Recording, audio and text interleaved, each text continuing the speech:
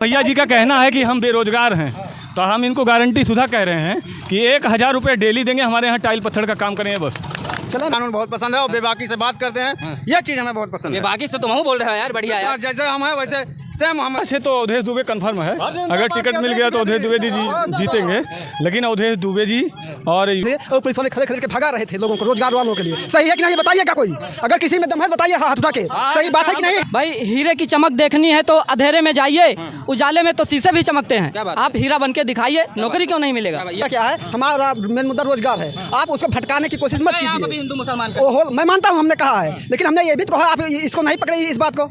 आप रोजगार विधानसभा में आप लोग देख ही रहे थे कि मैं सर्वे कर रहा था कि यहाँ पे किसकी जीत होनी है, भारतीय जनता पार्टी या, क्योंकि दो ही पार्टी यहाँ पे ज़्यादा चर्चाओं में, समाजवादी पार्टी और भाजपा भारतीय जनता पार्टी।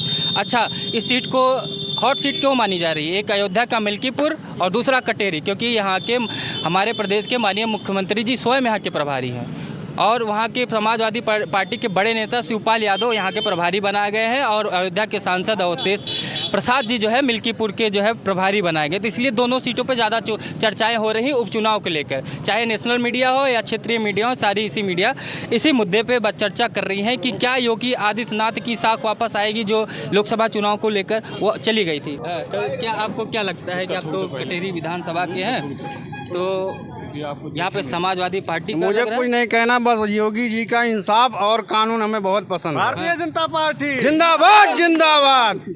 और देंगे कुछ नहीं करना है हमें। आप मुसलमान समुदाय से आते हैं, कुछ भी हो, कहा जाता है इंसाफ होना चाहिए बस, चाहे किसी भी हो, चाहे जो भी हो। आपको इंसाफ चाहिए, बुलडोजर सब पे चले, जो सब पे चले करे वो बुलडोजर चले, सब पे चले। हमें उनका इंसाफ और कानून बहुत पसंद है और बेबाकी से बात करते हैं, ये चीज़ हमें बहुत पसंद है। बेबाकी से तुम बोल रहे हो यार, बढ़िया यार। जैसे हम हैं वैसे सेम हम मतलब बोलते हैं, हमें वही पसंद है। बेबाकी से जो भी बात करे वही सच्चा है।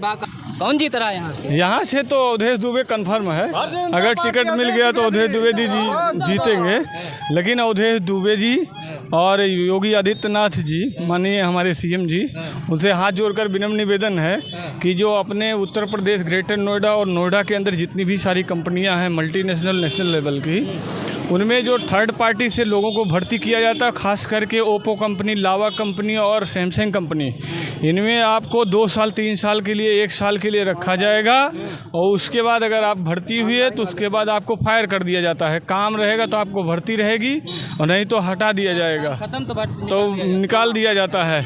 और इससे युवाओं का कैरियर बर्बादी, इन चीज़ों, छोटी छोटी चीज़ों पे ध्यान देना चाहिए नेताजी को। उसमें जो जातीय फैक्टर क्या यहाँ पे काम करेगा या नहीं? हाँ, जातीय फैक्टर तो काम करेगा, लेकिन उसका विशेष असर नहीं होगा, क्योंकि जो लीडर की अपनी छवि होती है वो जाति समीकरण के आधार पर नहीं होती है। और माननीय अवधेश द्विवेदी जी का अपना व्यक्तिगत व्यवहार तो बहुत वेरी गुड रहा। व्यक्तिगत व्यवहार मायने रखता है, बहुत मायने रखता है, लेकिन कुछ तो उनके जो मेंबर हैं कहीं ना कहीं से फॉल्ट आता है। जो कार्यकर्ता लोग जो हैं, जो उनकी अपनी जिम्मेदारियां हैं, वो चीज़ें वो कह नहीं पाते हैं और कर भी नहीं पाते हैं। मतलब कार्यकर्ताओं पे थोड़ा और ध्यान दिया जाए, कार्यकर्ताओं पे ध्यान देना बहुत ज़रूरी है कि उनकी एक्टिविटी का लेखा जोखा लेना, क्योंकि भाई ज्वाइन कर लिए हो और आप भाजपा के मेंबर हो तो इसका मतलब थोड़ी है कि आप भाजपा के मेंबर हो। आपका प्रोटोकॉल आउटपुट इनपुट लेना ज़रूरी होता है। उसके लिए भाई आप कहाँ गए, किन किन से मिले, किस विषय पे बात हुई, क्या क्या हुआ, इन सब चीज़ आउटपुट लेना भी ज़रूरी होता है। हाँ सर, बताइए सर, क्या माहौल है किसका? चुनाव का आप ये बताइए हमको, आप चुनाव के लिए आए हुए हैं या रोजगार के लिए आए हुए हैं? दोनों चल रहा है। तो माननीय, अगर चुनाव नहीं होता तो रोजगार मेला, तो माननीय मुख्यमंत्री जी किस लिए आए थे? रोजगार मेले के लिए आए थे। रोजगार का मेला जो लगा हुआ था सीधा करता नहीं, तो मुख्यमंत्री जी अपना प्रचार करने आए। एक मिनट, हाँ हम समझ रखते हैं। मुख्यमंत्री जी रोजगार के लिए आए थे या प्रचार प्रसार चुनाव के लिए आए थे? आपको क्या लगता है? नहीं आप बताइए। तो प्रश्न कर सकते हैं भैया, उत्तर देने काम नहीं, उत्तर देने लगेंगे तो हमारे पास आरोप लगने लगेगा। अगर मैं उत्तर देने लगेंगे तो आरोप लगने लगेगा कि हम भाजपा वाले हैं कि समाजवादी पार्टी वाले। सिर्फ हम प्रश्न मुख्यमंत्री जी रोजगार देने के लिए आए थे, तो यहाँ 2 घंटे पहले जब मुख्यमंत्री जी आए थे रोजगार यहाँ पर लाइन लगी हुई थी और पुलिस वाले खड़े खड़े के भगा रहे थे लोगों को, रोजगार वालों के लिए। सही है कि नहीं, ये बताइएगा कोई, अगर किसी में दम है बताइए हाथ उठा के, सही बात है कि नहीं है? हम बताएंगे, रुकिए, दम है। और अभी जब माननीय मुख्यमंत्री जी चले गए, यहाँ पर बेरोजगारों का तांता लगा हुआ था और पुलिस खदेड़ खदेड़ के भगा रही थी और लोग कहना कि माननीय मुख्यमंत्री जी का कार्यकाल बड़ा अच्छा है। सही है कि नहीं है? अभी 1 घंटे पहले मुख्यमंत्री से नाराज हैं कि पुलिस वाले से? मुख्यमंत्री से नाराज? भाई पुलिस तो मुख्यमंत्री की ही होती है। जैसे घर का जो गांव का जो प्रधान होता है उसी के अंदर में पूरी ग्राम सभा रहती है। जैसे वो उत्तर प्रदेश के मुखिया हैं, वो मुखिया हैं कि पूरी नाराजगी अंदर न जाने की वजह से? अंदर नहीं, बात ये है, सुनिए अभी आप भी बोल लीजिएगा। अंदर जाने की नहीं है, यहाँ बात है रोजगार की। ठीक है कि जैसे यूपी का पेपर लीक हुआ, आपको मालूम है, आप लोग कभी रोजगार की बातें नहीं करते हैं, केवल हिंदू मुस्लिम करते हैं। सही तो ये है, सही तो ये है। अभी बताइए 2000 मई आपने कहा, सुनिए आप पहले सुनिए भैया, आपने कहा कि सरकारें हिंदू मुसलमान करती हैं, आपने अभी कहा ना किया। तो जब लोकसभा चुनाव का था तो जातीय जनगणना, फलाने जाति वाले, ये पत्रकार कौन सी जाति के हो, ये फलाने कौन सी जाति के हैं, यहाँ सवर्ण बैठा है, यहाँ ओबीसी बैठा है, कौन सी पार्टी कर रही थी जातीय जनगणना? आज अब आप हाँ बिल्कुल हम आप पास रहेगा तभी आवाज। हाँ ठीक है, हम आपको पहले ये बता रहे हैं। जैसे पहली बार हमारा मेन मुद्दा क्या है, हमारा मेन मुद्दा रोजगार है। आप उसको भटकाने की कोशिश मत कीजिए। हिंदू मुसलमान ओहो, मैं मानता हूँ हमने कहा है, लेकिन हमने ये भी तो कहा आप इसको नहीं पकड़े इस बात को। आप रोजगार की, आपने हिंदू मुसलमान को पकड़ लिया, आपने हिंदू मुसलमान को पकड़ लिया। और ये बताइए, आप भी रोजगार कर रहे हैं? कौन सा रोजगार कर रहे हैं आप बताइए? कोई क्या रोजगार कर रहे हैं आप लोग भैया? कोई रोजगार कर रहे हो? हाँ भैया, हेलो। हाँ भाई साहब का कहना है अभी 2001 मिनट भैया, ठीक है भैया, 1 मिनट। 2022 में BEd LT TGT की वैकेंसी आई थी और चल रहा है 2024। हम लोग बेरोजगारी के मारे इधर उधर फिर रहे हैं। सरकार कोई निर्णय नहीं ले रही, आज तक उसमें कोई जो है उसकी आयोग की नियुक्तियाँ नहीं हुई है। बताइए, अब ये विषय है भैया जी का कहना है कि हम बेरोजगार हैं, तो हम इनको गारंटी सुधा कह रहे हैं कि 1000 रुपये डेली देंगे, हमारे यहाँ टाइल पत्थर का काम करेंगे बस। चलें भैया, चलिए आइए। अगर आप टाइल पत्थर भी नहीं लगा सकते हो तो हमारे यहाँ हेल्परी का काम कीजिए, 500 रुपये 8 घंटे के देंगे और 2 घंटा लंच भी मिलेगा, रहने के लिए कमरा मिलेगा, करने के लिए। देखिए आरोप बीएड किया है ना, इधर आप बीएड किया है ना, अब ये पढ़े लिखे सरकारी नौकरी के लिए टाइल्स क्यों लगाएं? उसका भी सोल्यूशन है भाई। देखिए कोई प्रोफेशन जो होता है, कोई प्रोफेशन जो है वो छोटा नहीं होता है। और एक स्किल्ड मास्टर हो, आप एक स्किल्ड मास्टर हो, भवन निर्माण कर रहे हो, हर व्यक्ति की जरूरी है। ठीक है, ये स्किल्ड हो। मैं भी हूँ, ऐसी बात नहीं है। बीएड मैं भी हूँ। बीएड से क्या होता है, आदमी की एबिलिटी होती है। आदमी बीएड किया है तो वो कोचिंग कर सकता है, पढ़ा सकता है, विद्यालय में 10,000 रुपया कमा सकता है। ऐसी बात नहीं है। मैं भी BEd हूँ। 3 साल से इंतजार कर रहे हैं।